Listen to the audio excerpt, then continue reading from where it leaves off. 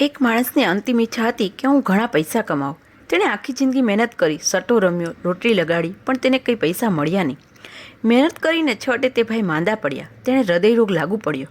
ડૉક્ટરની દવા ચાલુ કરી. એટલામાં તેને સટ્ટામાં 5 લાખ રૂપિયા મળ્યા. છોકરાઓએ વિચાર કર્યો કે બાપને કહીશું તો હાર્ટ ફેલ થઈ જશે. તેથી તેમણે ડૉક્ટરને વાત કરી કે બાપાને 5 લાખ રૂપિયા મળ્યા છે. ડૉક્ટરે કહ્યું, તમે કાંઈ ન કહેતા, હું તમારા બાપાને હળવે હળવે કરીશ.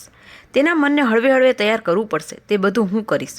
ડૉક્ટર તેની પાસે બેઠો અને કહ્યું, કેમ ભાઈ, હવે તો તમારી તબિયત સારી છે ને? તે ભાઈ કહ્યું, ના રે ના, હજી કંઈ તબિયત એટલી સારી નથી. ડૉક્ટર કહે, જોજો ને હવે તમે સારા થઈ જવાના. તમને 25,000 રૂપિયાનો ફાયદો પણ થશે. અરે 25,000ની ક્યાં વાત કરો છો? 5 રૂપિયા મળતા નથી. ડૉક્ટરે કહ્યું, એવું નથી. ક્યારે નસીબ ખુલે તે કંઈ કહી શકાતું નથી. નસીબ ખુલે તો 25,000 શું 5 લાખ રૂપિયા પણ મળે. તે ભાઈ કહ્યું, તમે લાખ રૂપિયાની ક્યાં વાત કરો છો? આખી જિંદગી મેં મહેનત કરી, ગધા વેતરું કર્યું, પણ કંઈ મળ્યું નહીં.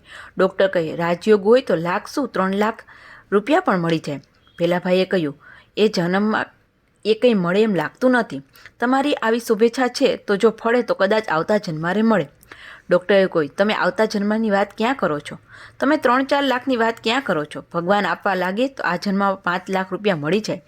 ભગવાન 1000 હાથથી આપવા લાગે તો તમે 2 હાથથી શું લેશો? સમજો કે ભગવાને તમને 5 લાખ રૂપિયા આપે તો? તે કહે, 5 લાખ રૂપિયા મળવા અશક્ય છે, પણ જો મને 5 લાખ રૂપિયા મળે તો તેમાંથી અડધા તમને આપી દઈશ. જાઓ. આટલું સાંભળતા ડૉક્ટરનું હાર્ટ ફેલ થઈ ગયું. તેનું કારણ દર્દીને ખબર નહોતી કે તેને 5 લાખ રૂપિયા મળ્યા છે, પણ ડૉક્ટરને તો ખબર હતી.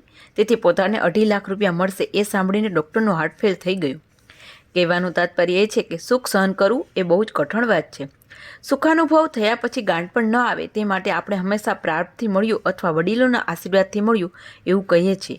એનું કારણ અહંકાર ન વધે અને ગાંઠ પણ ન આવે એટલા માટે.